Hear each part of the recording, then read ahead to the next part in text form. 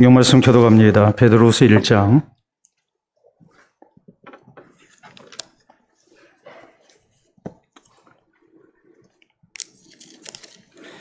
12절에서 마지막 21절 말씀 교독합니다.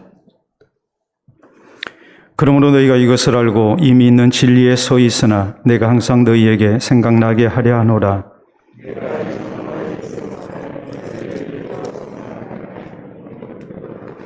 이는 우리 주 예수 그리스도께서 내게 지시하신 것 같이 나도 나의 장막을 벗어날 것이 임박한 줄을 알미라.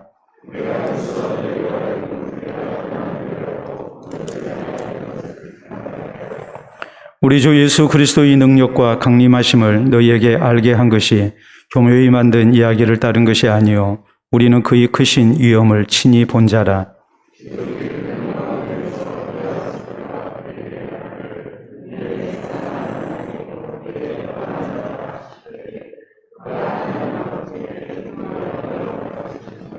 이 소리는 우리가 그와 함께 거룩한 산에 있을 때에 하늘로부터 난 것을 들은 것이라.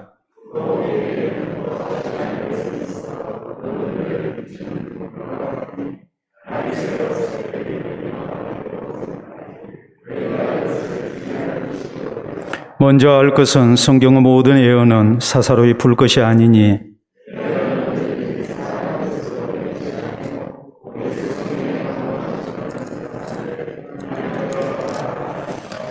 아멘. 기도하고 말씀 받도록 합니다. 하나님 아버지 감사합니다. 육신의 양식이 필요하여 이를 얻기 위해 열심으로 수고하며 애쓰며 또한 억지로라도 우리가 음식을 먹으며 생명을 부지해 왔는데 이제 하나님의 말씀이 우리 영혼의 생명을 지키며 또 우리로 구원에 이르는 지혜를 얻게 할 줄로 믿고 우리가 더욱 주의 말씀 사모하기를 원합니다. 이 시간도 주의 성령님 함께하여 주셔서 말씀이 전해지고 받아들여질 때에 우리 하나님께서 베푸시는 크신 은혜가 있게 해 주시옵소서.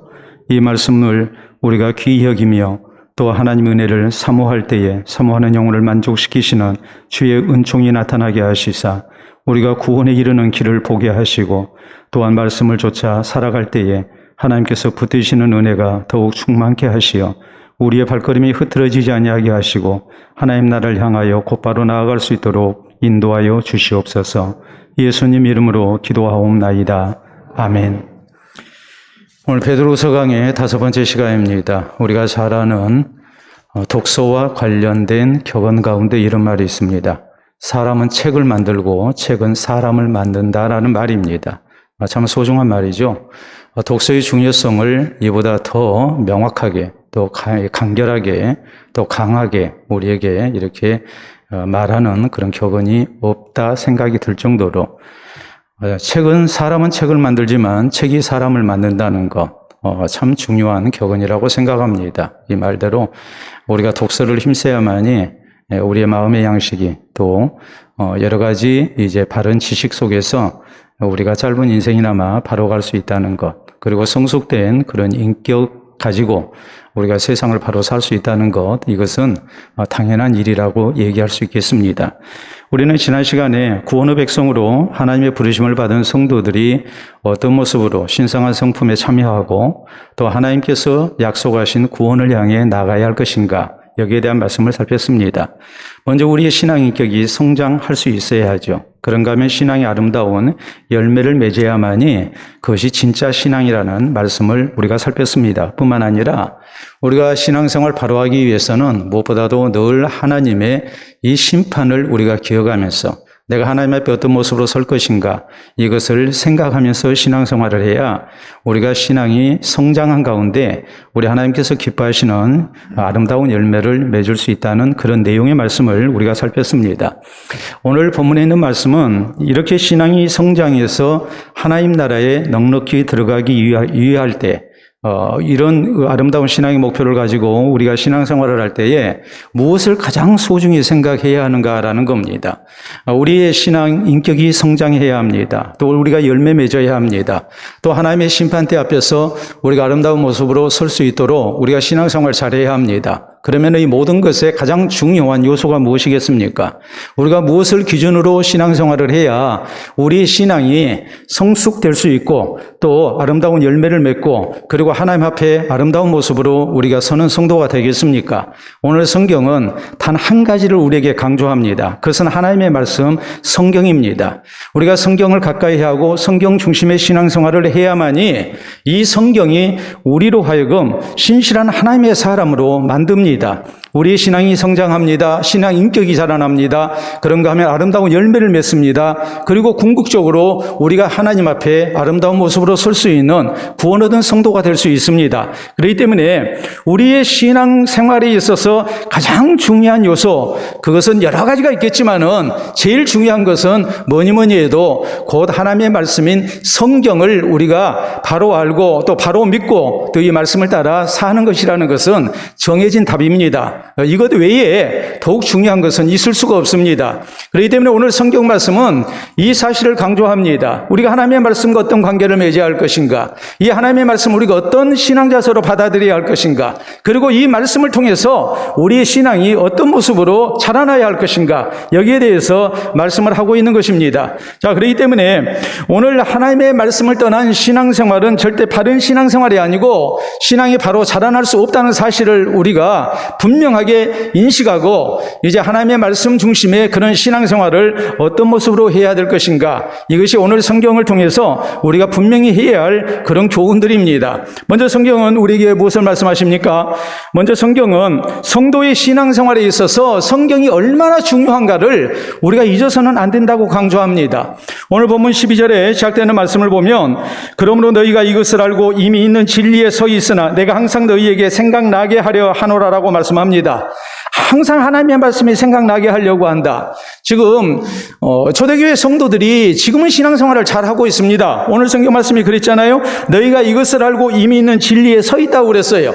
우리가 지난 시간에 말씀을 살핀 대로 우리는 신의 성품에, 하나님의 성품에 참여한 자로 부르심을 받았고 우리의 신앙이 날로 성숙된 가운데 아름다운 열매를 맺어야 하고, 그래서 하나님 앞에 참으로 구원 얻은 성도의 모습으로 우리가 서야 한다는 것, 그거 모르는 사람이 누가 있습니까? 다 알죠. 그리고 사도가 교회를 지도하는 그 당시에 성도들은 사도가 인정할 정도로 저희는 진리 가운데 서 있었습니다. 신앙생활 지금 잘하고 있습니다. 그런데 문제는 그것이 계속 지속될 수 있느냐라는 거예요. 사람이라는 것이 점점 세월이 흘러가면 기억이 희미해지게 돼 있고, 또 자기가 아무리 굉장한 체험을 했다 할지라도 그 기억은 점점 쇠퇴하게 돼 있습니다. 그렇기 때문에 신앙생활을 해나가는 데 있어서 과거의 은혜로 우리의 신앙이 끝까지 보장된다는 그런 장담을 우리가 할 수가 없는 겁니다. 그렇잖아요. 지금 우리가 신앙생활 잘한다고 그래서 마지막까지 다 잘할 수가 있느냐? 그것은 어느 누구도 장담할 수가 없는 일이죠. 지금보다 장래에 다 잘한다면 얼마나 좋겠습니까? 그런데 현상 유지도 힘들 정도로 신앙을 그대로 유지한다는 것은 절대 쉬운 일이 아니잖아요. 더구나 우리의 경력이 감퇴됩니다. 또 세상이 변합니다. 또 우리의 의지도 신앙도 점점 약해집니다. 이런 형편에 우리가 빠지게 된다면 우리의 신앙을 끝까지 지켜나간다는 것이 절대 쉬운 일이 아니라는 것을 우리가 잘 알 수 있습니다. 그렇기 때문에 사도는 무엇을 강조합니까? 항상 하나님의 말씀이 생각나게 하기 위해서, 그래서 하나님의 말씀대로 신앙생활을 하게 하기 위해서, 그래서 이 베드로 사도가 특별히 준비한 일이 있음을 말씀합니다. 그게 13절 이하에 있는 내용입니다. 자, 13절 이하 우리가 말씀 봅니다. 내가 이 장막이 있을 동안에 너희를 일깨워 생각나게 하며 옳은 줄로 여기노니 이는 우리 주 예수 그리스도께서 내게 지시하신 것 같이 나도 나의 장막을 벗어날 것이 임박한 줄을 알미라 그랬습니다. 자, 사도가 지금은 교회를 돌볼 수 있고 성도들을 지도할 수가 있습니다. 또 그가 경험했던 예수 그리스도에 대한 말씀을 힘있게 증거할 수 있습니다. 그런데 사도도 계속해서 늙지 않고 죽지 않고 그렇게 존재할 수 있는 그런 사람은 아니죠. 베드로 사도도 나이가 들어가게 돼 있고 그의 기억력도 감퇴할 수밖에 없는 것이고, 그리고 예수님이 말씀하신 대로 분명히 뭐라고 그랬어요? 네가 순교자가 될 거라고 그랬거든요. 베드로 사도가 자기의 여러 형편을 놓고 주변 상황을 살펴봤을 때에 내가 이제는 하나님의 부르심을 받을 때가 됐다, 내가 이제는 순교의 제물이 될 시기가 다가왔다는 것을 알았습니다. 내가 이 장막을 떠날 때가 됐다. 주 예수께서 내게 말씀하신 대로 내가 이제는 이제 죽어야 하는 그런 상황이 언제 생길는지 모르겠다, 이런 생각을 하게 된 거예요. 그러면 지금은 사도가 살아있기 때문에 성도들에게 그 자신이 경험했던 예수님에 대한 말씀을 다 증거하고 가르치고 지도할 수가 있죠. 성도들이 잊었다 할지라도 사도가 그것을 기억해서 바르게 지도할 수가 있습니다. 근데 베드로 사도가 죽고 난 다음에는 어떠할 겁니까? 그때가 되면 하나님의 말씀대로 신앙생활을 한다는 것이 이제는 불가능한 그런 상황이 되고 말죠. 또 그들도 점점 늙어가고 기억력이 쇠퇴할 것 아니겠습니까? 그렇기 때문에 사도는 이런 말씀을 합니다. 15절에 보면 내가 힘써 너희로 하여금 내가 떠난 후에라도 어느 때나 이런 것을 생각나게 하려 하노라라고 말씀을 합니다. 왜 성경을 기록했는가? 그것은 사도가 죽은 후에도 하나님의 말씀으로 교회가 인도함을 받도록 하기 위해서 성경을 기록했다는 말이에요. 그러니까 교회는 무엇에 의해서 유지되고 또한 인도받아야 하는가? 거기에 대한 해답은 분명해요. 그것은 다름이 아니라 기록된 하나님의 말씀이라는 사실이에요.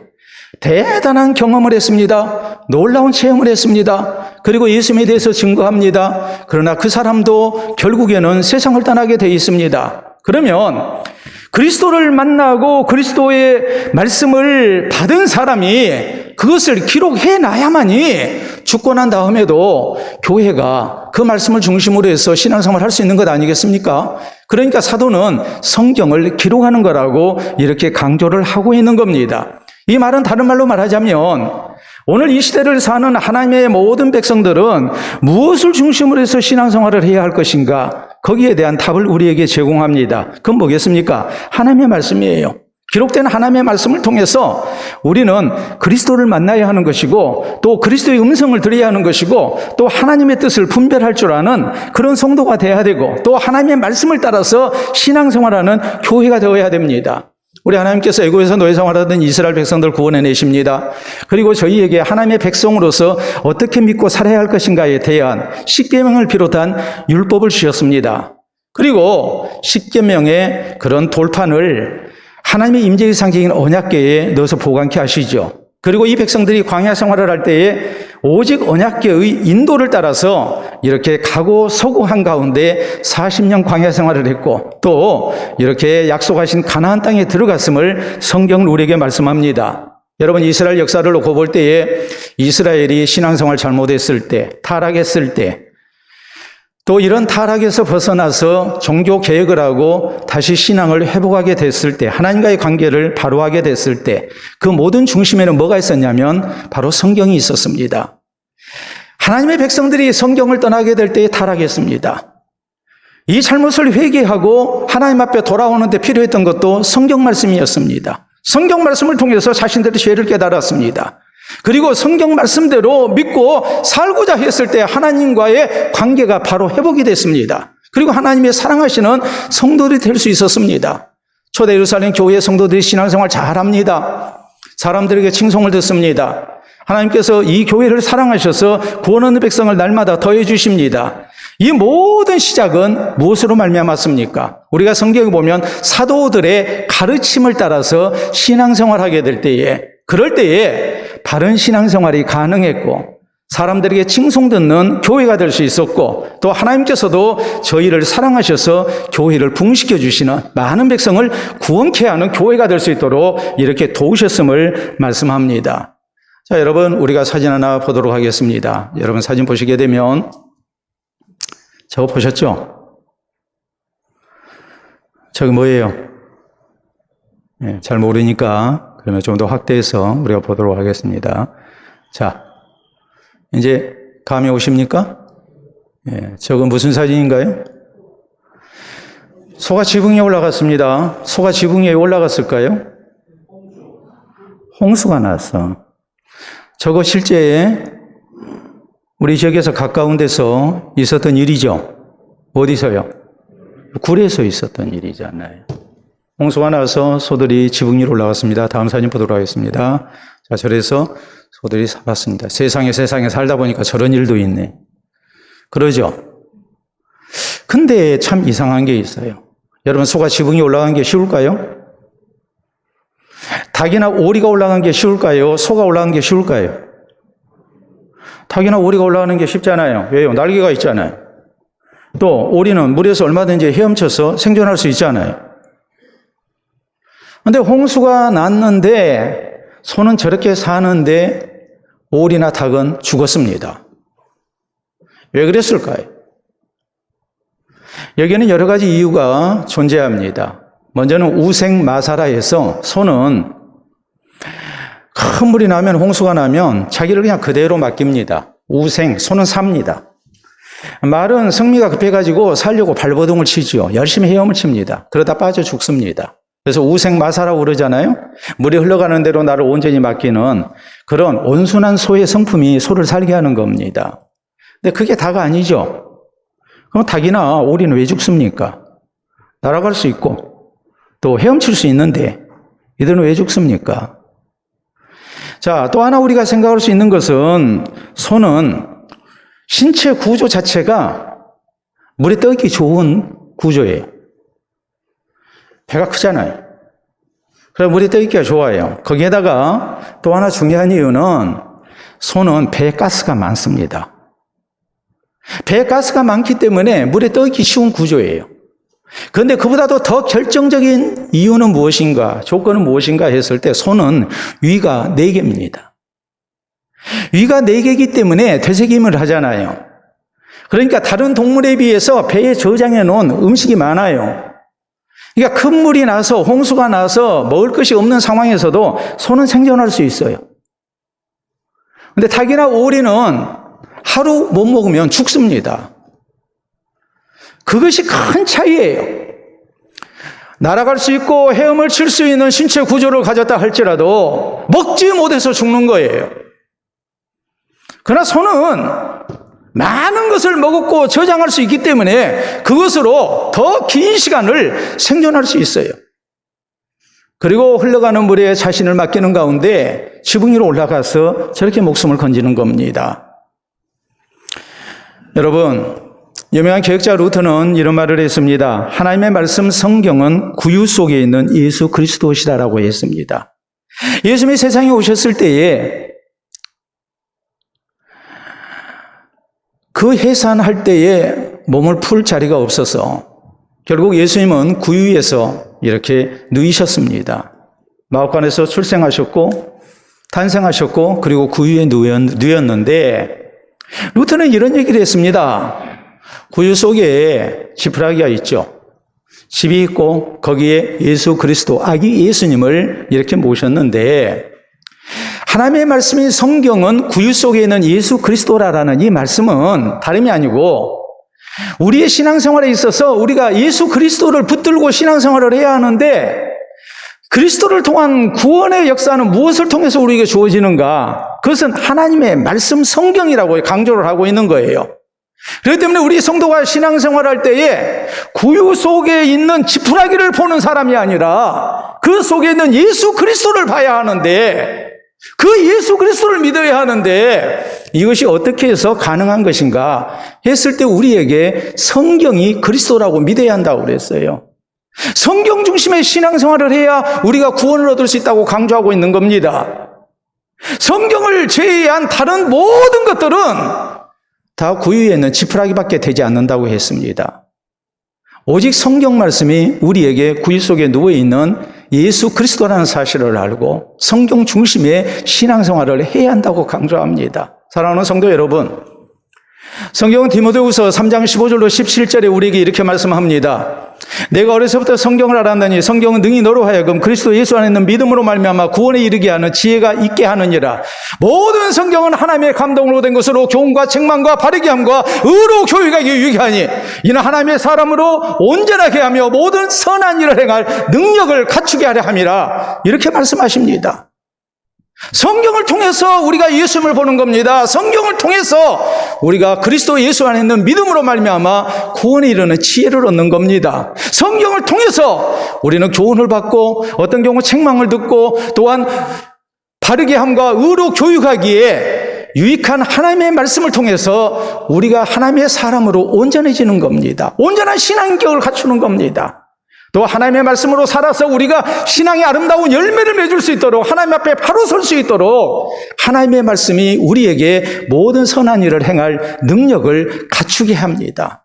그렇기 때문에 우리는 우리의 신앙생활 속에서 하나님의 말씀 이상, 성경 말씀 이상 중요한 것이 없다는 사실을 알아야 하고 이 성경 중심의 신앙생활을 하기를 힘쓰는 성도가 돼야 됩니다. 그래서 우리의 신앙이 온전해지고 또 우리의 신앙이 아름다운 신앙 인격과 더불어서 우리 하나님의 말씀을 통해서 사는 가운데 우리가 열매를 맺고 또 주님 앞에 아름다운 모습으로 설 수 있는 우리 모두가 될 수 있기를 바랍니다. 자, 두 번째로 오늘 성경은 또 우리에게 이런 말씀을 하십니다. 왜 성경이 중요한가? 그것은 제자들의 체험적 증언이기 때문이라는 사실을 강조를 해요. 자, 거기 이어지는 말씀 16절 이하에 있는 말씀입니다. 우리 주 예수 그리스도의 능력과 강림하심을 너희에게 알게 한 것이 교묘히 만든 이야기를 따른 것이 아니요 우리는 그의 크신 위엄을 친히 본 자라라고 말씀합니다. 여러분, 사도들이 성경에 기록한 이 예수님에 대한 사실들은 교묘히 만든 이야기가 아니라고 그랬어요. 꾸며낸 이야기가 아니라는 말이에요. 우리는 그 주님의 크신 위엄을 친히 봤다라고 말씀을 해요. 그래서 거기 사도가 증거하고 있는 중요한 내용이 나오죠. 자, 17절에 지극히 큰 영광 중에서 이러한 소리가 그에게 나기를 이는 내 사랑하는 아들이요 내 기뻐하는 자라 하실 때에 그가 하나님 아버지께 존귀와 영광을 받으셨느니라. 18절 이 소리는 우리가 그와 함께 거룩한 산에 있을 때에 하늘로부터 난 것을 들은 것이라라고 말씀합니다. 여러분, 우리가 마태복음 17장에 보면 그런 유명한 사건이 나오죠. 예수님이 베드로와 야고보와 요한을 데리고 이렇게 산 위에 오르셨고 거기에서 이제 변형된 모습을 보여주시고 또 모세와 엘리야와 더불어서 우리 주님께서 서로 대화하는 그런 놀라운 광경이 제자들 눈앞에 펼쳐졌습니다. 베드로가 황홀경에 그렇게 말을 하죠. 주여, 우리가 여기 있는 것이 좋사오니 내가 초막 셋을 짓겠습니다. 하나는 주를 위해서, 하나는 모세를 위해서, 하나는 엘리야를 위해서 하겠습니다. 그랬어요. 얼마나 황홀한 그런 놀라운 체험을 했든지 베드로의 입에서 이런 아름다운 헌신의 고백이 나왔습니다. 지금 베드로는 그 사실을 얘기하는 거예요. 그때 이 거룩한 산에서 하늘에서 하나님께서 하신 말씀이 있었다. 이는 내 기뻐하는 자요 내 사랑하는 아들이라. 너희는 그의 말을 들으라고 했다. 예수 그리스도는 구약의 모세, 율법이 증거하는 또 엘리야로 대표되는 선지자들이 증언한 하나님께서 약속하신 그리스도가 틀림없다는 말이에요. 우리 하나님께서 직접 말씀하셨어요. 그래서 이는 내 기뻐하는 아들이요 내가 기뻐하는 자요 내 사랑하는 아들이라 말씀하시면서 너희는 저의 말을 들으라. 이 말은 예수님을 구주로 믿어야 한다는 말이에요. 이걸 직접 체험을 했어요. 직접 체험을 하고서 지금 그것을 성경으로 지금 기록하고 지금 이렇게 외치고 있는 겁니다. 교묘히 만든 이야기가 아니다. 이건 우리가 직접 체험했다. 예수님이 누구신지 우리는 하나님의 음성을 직접 들은 사람들이다. 그렇기 때문에 우리가 기록으로 남기고 있는 성경 말씀을 소중히 여겨야 하고 성경 중심의 신앙생활을 해야 한다라고 말씀을 하고 있는 거예요. 여러분, 우리가 마가복음 3장 14절에 보면 예수님께서 12제자를 선택하신 목적이 나옵니다. 제일 첫 번째 목적은 뭐였냐면은 자기와 항상 함께 있게 하시고예요. 예수님이 어떤 분이신지, 예수님이 어떻게 사셨는지, 예수님이 무엇을 말씀하셨는지, 명령하셨는지, 교훈하셨는지 그 모든 것을 직접 예수님을 체험하면서 듣게 하셨습니다. 보게 하셨습니다. 다음으로 우리 주님께서는 저희를 보내사 전독해 하셨습니다. 또 하나 귀신을 내어쫓고 병자를 치유케 하셨습니다. 다시 말하자면 예수 그리스도의 복음을 증거하면서 한편으로 세상을 치유하고 섬기는 그리스도의 종으로서 하나님 나라 복음사에게 헌신케 하신 거예요. 이를 위해서 예수님은 12제자를 세우셨어요. 그렇기 때문에 누가복음 24장 48절을 보면 우리 주님은 승천하시면서 제자들에게 하신 말씀이 있습니다. 너희는 이 모든 일의 증인이다. 증인으로서 그것을 기록으로 남긴 것이 바로 성경이다 이 말이에요. 그렇기 때문에 우리가 사도행전 4장에 보면 베드로와 요한이 성전 미문에 놓여 있었던 나면서부터 걷지 못한 장애인을 일으켜 세웁니다. 은과 금은 내게 없거니와 곧 내게 있는 것으로 내게 주노니 나사렛 예수 그리스도 이름으로 일어나 걸으라 하고서 이 장애인을 치유했습니다. 치유 역사가 나타나게 했습니다. 그리고 그리스도에 대해서 증거합니다. 공에 끌려갔습니다. 공에서 예수님에 대해서 말하지 말라고 합니다. 그럴 때에 사도들이 외쳤던 말은 무슨 말입니까? 하나님 앞에서 너희 말 듣는 것이 하나님의 말씀 듣는 것보다 옳은가 판단하라. 우리는 보고 들은 것을 말하지 아니할 수가 없다. 내가 직접 봤는데, 내가 직접 들었는데 어떻게 예수님에 대해서 말 안 할 수가 있겠느냐 하고서 일축해버리죠. 거절하죠. 사도들의 기록은 직접 체험 가운데 쓰여진 성경입니다. 기록입니다. 그렇기 때문에 사도 요한은 요한 1서에 성경을 쓰면서 이렇게 말합니다. 우리가 들은 바요, 눈으로 본 바요, 자세히 보고 우리의 손으로 만진 바라라고 말씀을 해요. 거짓말이 아니라는 말이죠. 진짜라는 말이죠. 여러분, 우리가 오늘 이 시대를 살 때에 가짜뉴스가 얼마나 우리를 혼란케 합니까? 우리를 미혹하죠. 그런데 사도들이 증거한 예수 그리스도의 복음은 가짜 뉴스가 아니라는 말이에요. 이건 진짜 사실이라는 말이에요. 사람이 경험은 직접 경험이 있고 간접 경험이 있는데 간접 경험보다도 더 확실한 게 뭐겠습니까? 직접 경험이죠. 내가 몸으로 느끼고 내가 몸으로 해봤는데 그러면 더 확실하게 알 수가 있잖아요. 사도들이 경험한 예수님은 자신들이 직접 체험한 예수님이에요. 자, 우리나라에서 이제 삼심제를 통해서 피의자에 대한 재판을 합니다. 그런데 어떤 경우 이제 사형 원도가 됐습니다. 물론 우리나라는 20년 이상 지금 23, 4년 동안 사형 집행이 되고 있지 않습니다. 97년 12월 말쯤에 사형 집행이 한 번 있었고 그 후로 사형 집행이 안 되는 실제적인 사형 폐지 국가예요.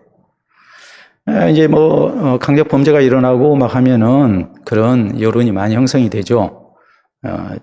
사형 집행해라. 사형 언도만 해놓고 선고만 해놓고 집행 안 하니까 저런 강력 범죄가 일어난 거 아니냐 이런 얘기들이 많이 나오죠. 그런데 사형 집행을 하지 않는 사형 폐지 국가가 있는 이유는 사람의 판단이라는 것이 틀릴 수 있기 때문에 그러는 거예요. 그러면 되돌릴 수가 없거든요. 사람 죽어버렸는데 어떻게 되돌릴 수가 있겠습니까? 그의 명예를 이렇게 회복시켜주고 또 경제적인 보상을 한다 할지라도 그 생명의 값은 그걸로는 안 되거든요. 죽어버리면 그만이잖아요.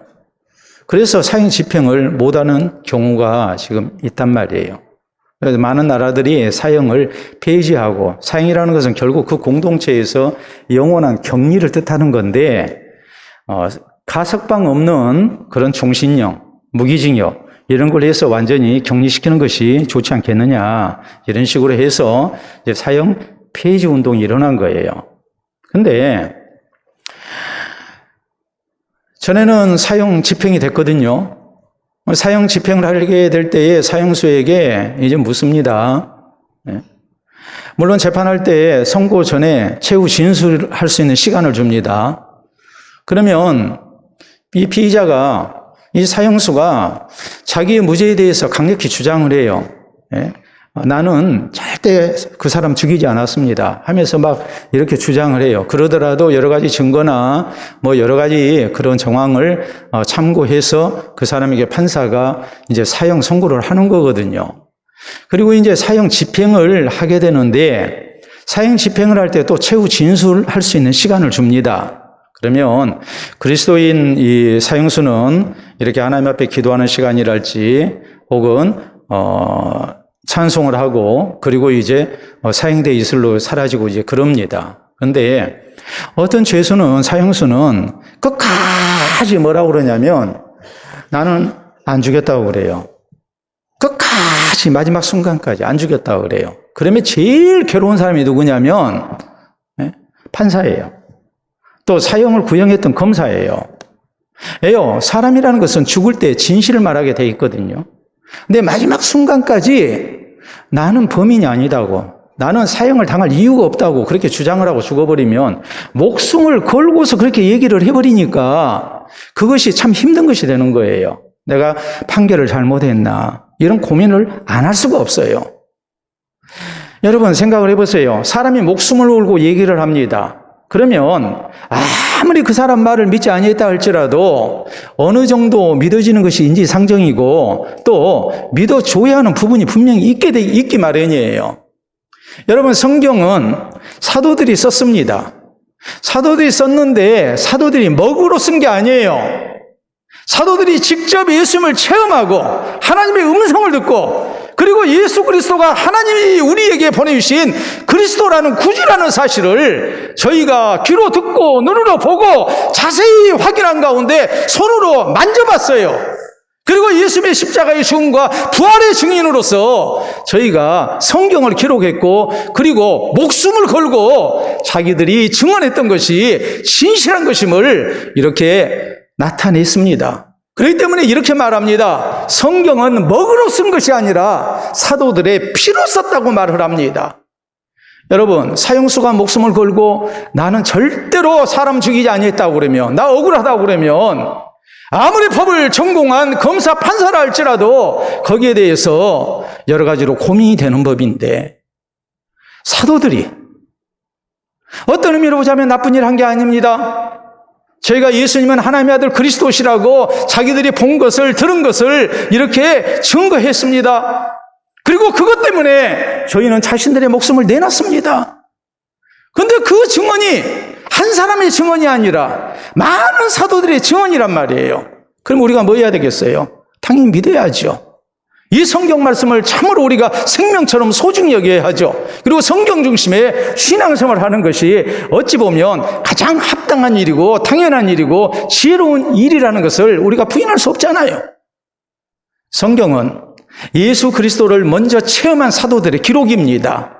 저희는 먹으로 쓰지 않았습니다. 잉크로 쓰지 않았습니다. 저희는 자신들의 피를 가지고 썼습니다. 생명을 바쳐가며 그것을 증명했습니다. 그렇기 때문에 우리는 성경 말씀이 얼마나 진실된 것인가를 바로 알고 이 사도들의 먼저 된 체험을 통해서 우리는 그리스도가 바로 나의 구주이신 것을 우리가 간접 경험으로 이제 받아들일 수 있어야 하고 믿어야 하고 그래서 우리가 성경 중심의 바른 신앙생활을 하고 구원에 이르는 그런 성도 되는 것 이것이 마땅한 일인 것을 우리 모두가 기억할 수 있기를 바랍니다. 자, 마지막으로 오늘 세 번째 또 성경이 우리에게 강조하는 게 있어요. 자, 성경이 얼마나 중요한가? 지금 이걸 강조를 했죠. 우리 신앙생활의 중심은 성경이 돼야 된다. 성경이 돼야 되는데 이 성경은 다름이 아니라 예수 그리스도를 직접 체험했던 사도들이 피로써 쓴 성경이기 때문에 우리가 믿어야 한다. 지금 이런 말씀 우리가 살폈습니다. 성경이 참으로 중요하죠. 근데 다음으로 우리가 생각해야 할 것은 뭐냐면 성경을 우리가 바로 해석하고 바로 믿어야 한다는 사실이에요. 여러분 성경이라는 것이 이 성경 가지고 있어서 우리가 구원 얻는 게 아니잖아요. 성경 말씀을 통해서 우리가 그 뜻을 바로 알고 바로 믿어야 또 바로 살아야 우리가 구원을 얻잖아요. 그렇기 때문에 오늘 성경은 이어서 어떤 것을 강조합니까? 자, 19절 말씀 봅니다. 또 우리에게는 더 확실한 예언이 있어 어두운 데를 비추는 등불과 같으니 날이 새어 샛별이 너희 마음에 떠오르기까지 너희가 이것을 주의하는 것이 옳으니라 라고 말씀합니다. 자, 우리에게는 더 확실한 예언이 있다. 이 더 확실한 예언은 지금 뭘 말하냐면 구약성경을 말해요. 구약성경은 옛 언약이에요. 예수 그리스도를 보내주시겠다는 그리스도 이전에 오시기 이전에 하나님께서 우리에게 주신 옛 언약 구약이에요. 그래서 지금 사도가 말씀하고 있는 우리에게 더 확실한 예언이라는 이 말씀은 성경에 예수님을 구주로 우리에게 보내신다는 약속이, 예언이 있지 않느냐 이 말이에요. 실제적으로 우리가 구약 성경에 보면 하나님께서 예수 그리스도를 구주로 우리에게 보내신다는 이 예언이, 약속이 몇 번 기록이 되어 있냐면 456번 기록이 되어 있습니다. 그리고 예수님이 오셨어요. 그래서 어두운 데를 비추는 등불과 같다 그랬어요. 날이 새어 샛별이 너희 마음에 떠오르기까지 너희가 이것을 주의하는 것이 옳으니라. 여기 샛별이 떠오른다라는 말은 무엇을 말하느냐 했을 때에 이 포스포로스라는 말은 빛을 가져오는 자라는 뜻이거든요. 헬라말로 포스포로스, 빛을 가져오는 자라는 이 말은 다름이 아니고 먼저는 예수 그리스도의 재림을 말합니다. 예수님이 재림하시게 되면 우리에게 어두운 데를 밝히는 샛별이 나타난 겁니다. 또 하나, 이 샛별이라는 것은 무엇을 말하느냐 했을 때에 우리의 어두운 영혼을 깨우쳐 주시는 성령의 조명하심을 말씀을 해요. 조명이라는 것은 말 그대로 조명이에요. 밝게 비춰주는 거예요. 하나님의 말씀을 깨우치고 믿을 수 있도록 성령께서 우리에게 지혜를 주시고 또 깨닫는 은혜를 주신다는 말이에요. 그렇기 때문에 지금 사도가 강조하는 것은 다른 게 아닙니다. 구약 성경에 예수님의 초림에 대해서, 예수님의 오심에 대해서 성경이 이렇게 많이 약속이 돼 있고 우리의 체험보다도 구약 성경에 기록된 그 기록이 더 정확하다는 말이죠. 그 기록대로 예수님이 오셨다는 말이에요. 그러면 예수 그리스도의 재림의 때까지 우리가 성경 말씀을 붙들고 신앙생활을 해야 하는데 우리가 어떤 신앙 자세로 우리가 성경을 대해야 할 것인가? 성령의 조명하심, 성령의 인도와 감동을 따라서 우리가 성경 말씀을 받아들이고 믿고 이것을 붙들고 흔들리지 않는 굳게 서 있는 신앙의 자세가 우리에게 있어야 한다는 말이에요. 그래서 이어진 20절, 21절에 보면 먼저 할 것은 성경의 모든 예언은 사사로이 풀 것이 아니니 예언은 언제든지 사람의 뜻으로 낸 것이 아니 오직 성령의 감동하심을 받은 사람들이 하나님께 받아 말한 것임이니라 이렇게 말씀을 합니다. 자, 성경은 절대 사사로이 풀어서는 안 된다. 그리고 그 이유를 말씀을 하죠. 성경은 하나님의 성령의 감동하심을 받은 사람들이 이제 성경을 기록한 거기 때문에 우리가 사설이 풀어서는 안 된다. 성령의 감동하심 속에서 우리가 성경 말씀을 깨달아야 하고 믿어야 한다라는 것을 이제 말씀을 합니다. 그러면 여기서 한 가지 궁금한 점이 있어요. 자, 성경을 사설이 풀지 말라는 말이 무슨 말일까? 이것을 신학적으로 크게 세 가지로 이렇게 말을 합니다. 자, 성경을 사사로이 풀지 말라는 말은 무슨 뜻일까요? 첫째는 인간적인 방법이나 생각으로 우리가 성경을 풀어서는 안 된다는 말이에요. 우리가 고린도전서 13장 12절 보면 이런 말씀이 나옵니다. 우리가 지금은 거울로 보는 것 같이 희미하나 그때는 얼굴과 얼굴을 대하여 볼 것이요 지금은 내가 부분적으로 아나 그때는 주께서 나를 아신 것 같이 내가 온전히 알리라. 자, 이 말씀은 누가 했냐면 사도 바울이 쓰고 있는 성경이거든요. 여러분, 바울이 얼마나 위대한 성경 박사입니까? 그런데 바울은 말합니다. 나도 모르는 거 있다. 모르는 거 있으니까 그럼 억지로 풀어야 하느냐? 사설에 풀어야 하느냐? 아니다. 모르는 것은 뭐 하라는 거예요? 그냥 놔두라는 거예요. 그러면 그때가 되면, 그리스도의 재림 때가 되면 우리가 부분적으로 알았던 것을 이제 다 알게 될 것이다. 지금은 거울을 보는 것 같이 희미하다 그랬어요. 옛날 거울은 이런 유리에다가 뒷면에 수은을 발라서 이렇게 밝게 보는 거울이 아닙니다. 구리거울입니다. 동경입니다. 그래서 거기에 광내 가지고 보거든요. 그런데 구리라는 것이 아무리 광을 내도 희미하게 보이죠? 어둡게 보이죠? 지금 우리가 밥그릇, 스테인리스로 되어 있는 밥그릇을 보면 얼마나 깨끗하게 보입니까? 근데 구리는 그게 아니죠. 그러니까 바울은 말합니다. 지금은 우리가 거울을 보는 것 같이 희미하나, 구리 거울을 보는 것 같이 희미하나, 그때는 얼굴과 얼굴을 대하여 볼 것이요. 우리가 지금은 부분적으로 아나, 그때가 되면 모든 것을 완전하게 알 것이다. 그때까지 뭐 하라는 거예요? 억지로 사사로이 풀어서는 안 된다는 말이에요. 사람의 생각으로, 사람의 지혜로 억지로 푸는 일이 있어서는 안 된다는 말이에요. 자, 사사로이 풀지 말라는 두 번째 뜻은 어떤 뜻인가 했을 때에 사사로운 목적으로 풀어서는 안 된다는 말이에요. 사사로운 목적으로 푼다는 것은 무엇을 얘기하겠습니까? 자기에게 유리한 대로, 자기 마음대로 푸는 것을 얘기하죠. 이단들이 특히 그렇게 많이 하지 않습니까?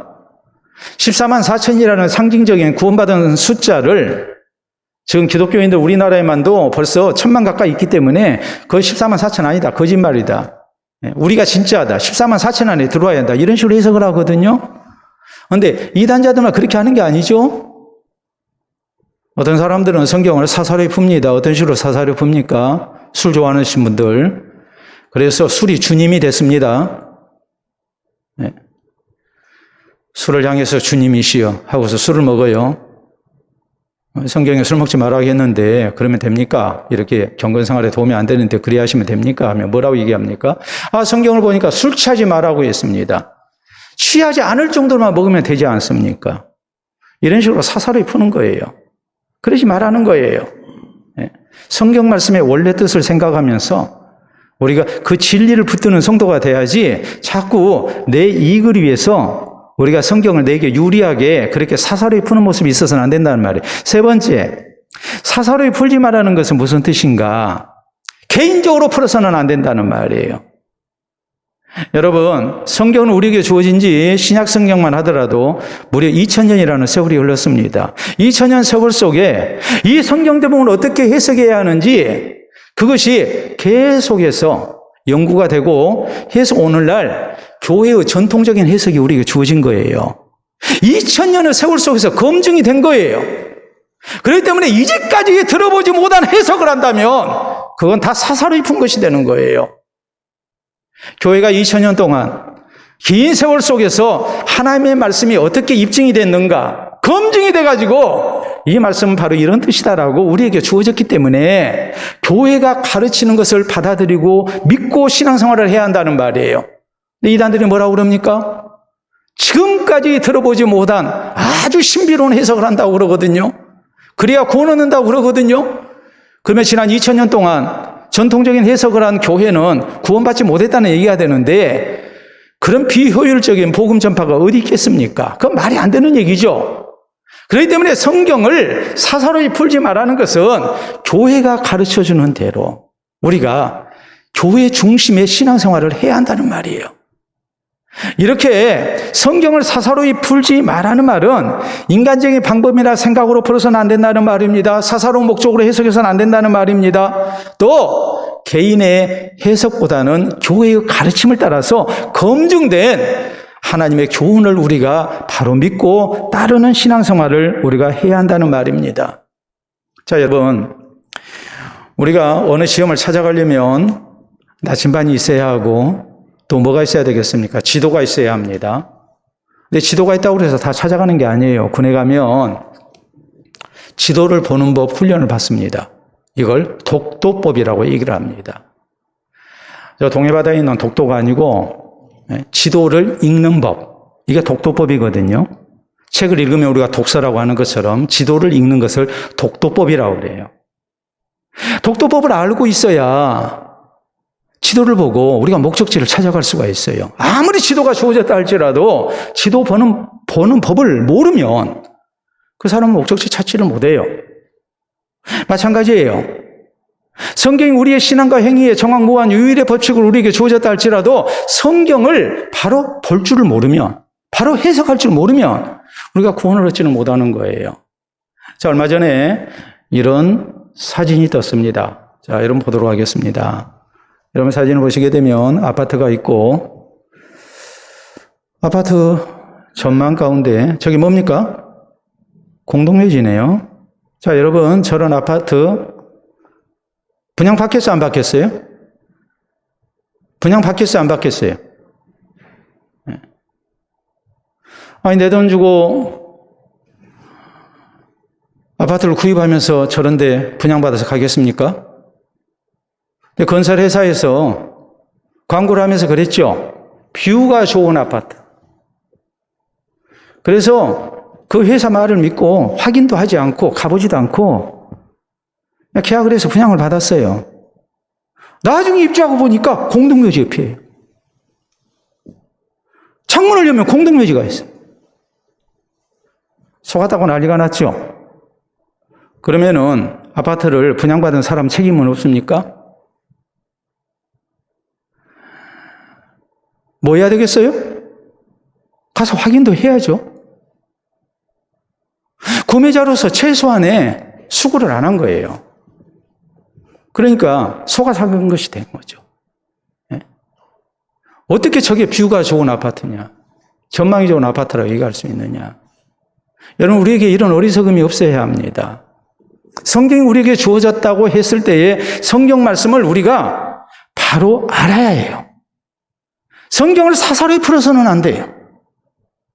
하나님의 말씀이 우리에게 진정으로 교훈하신 것이 무엇인가? 이것을 우리가 바로 배우고 또 바로 믿고 생활하는 성도가 돼야 돼요. 맹목적으로 우리가 성경 말씀 믿는다고 해서는 안 돼요. 하나님의 백성으로서 구원 얻을 성도로서 최소한의 수고는 우리가 해야 합니다. 그것이 무엇입니까? 하나님의 말씀을 바로 우리가 깨우치는 거예요. 그 수고를 우리가 해야 해요.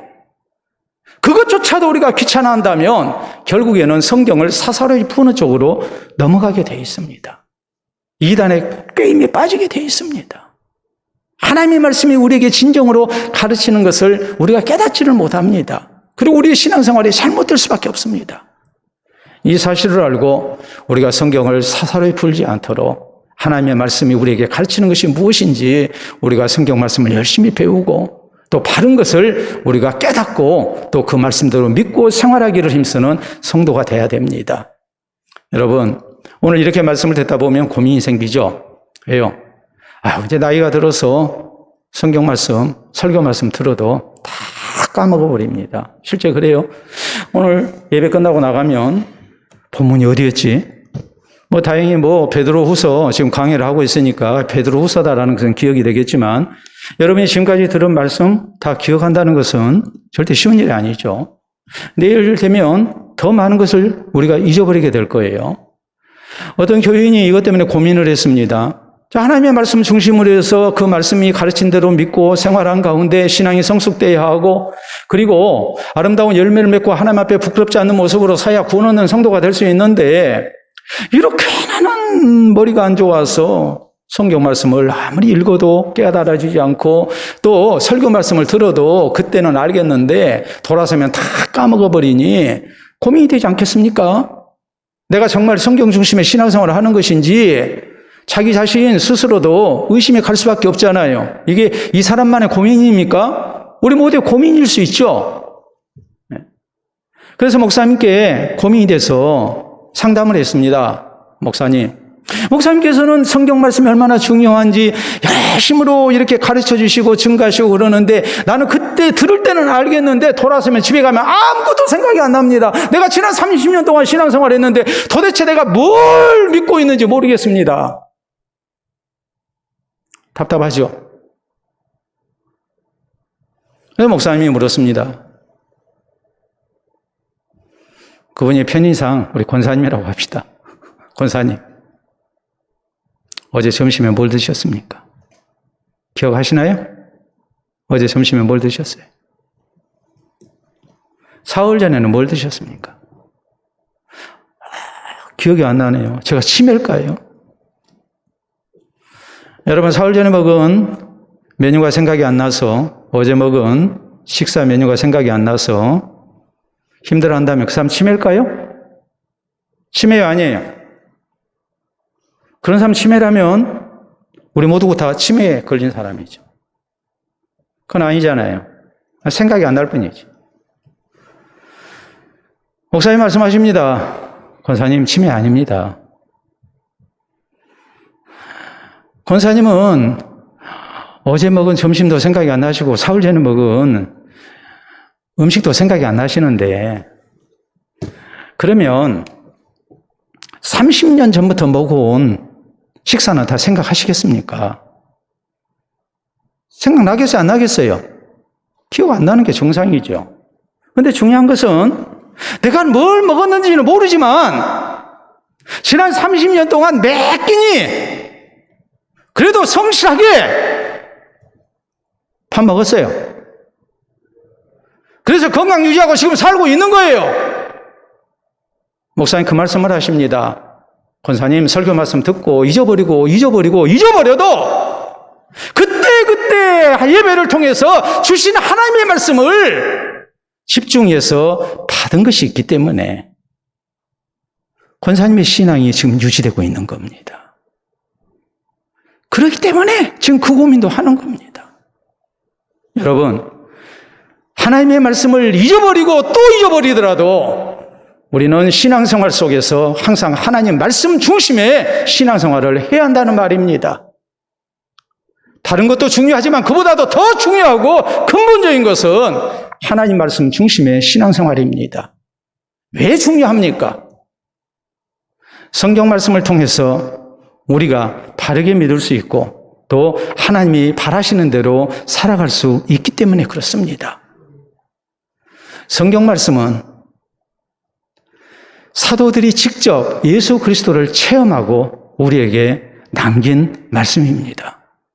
그렇기 때문에 지난 2000년 역사 속에서 성경이 어떻게 해석되고 우리에게 가르쳐졌는가를 생각하면서 교회가 가르치는 말씀을 소중히 여겨야 합니다. 이 설교 시간을, 예배 시간을 참으로 소중히 여겨야 합니다.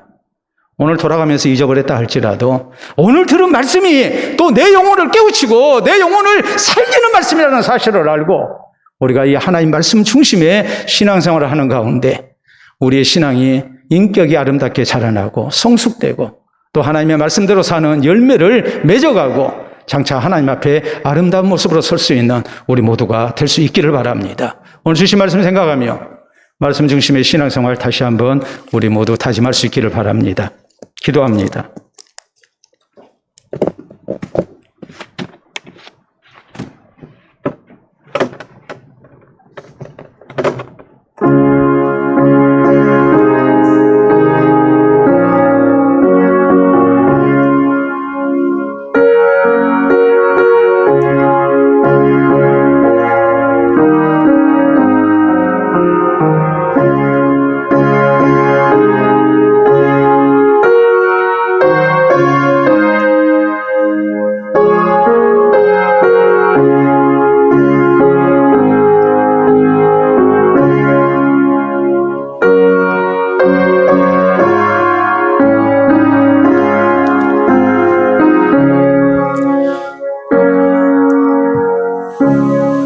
자비로우신 우리 아버지, 은혜를 진심으로 감사합니다.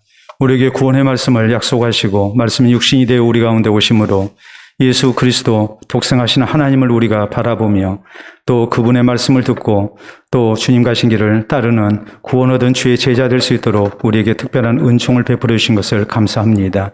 우리가 바른 신앙의 길을 걷도록 또한 제자들을 통하여 주의 말씀을 기록해 하시고 이 말씀 중심의 신앙생활을 할 수 있도록 우리를 공고해 주신 것을 감사합니다. 오늘 들은 말씀을 통하여 우리가 성경 중심의 신앙생활을 더욱더 소중하게 여길 수 있도록 도와주시고 주의 교회를 통하여 우리 가운데 가르쳐지는 말씀을 항상 소중히 여기며 그 말씀을 통해 우리의 영혼이 소생하며 또 우리가 주께서 바라시는 바른 길을 걸어갈 수 있기를 원합니다. 주의 말씀을 따라 사는 가운데에 우리가 예수님만이 우리의 구주이신 것을 확신하게 하시고 구원에 이르는 성도가 되게 하시고 또한 주의 말씀을 따라 사는 가운데 우리의 신앙 인격이 날로 성숙되게 하시고 아름다운 열매를 맺게 하여 주시오며 장차 주님 앞에 구원 얻은 성도로 아름다운 모습으로 설 수 있는 우리 모두가 되게 하여 주시옵소서. 감사하며 예수님 이름으로 기도하옵나이다. 아멘.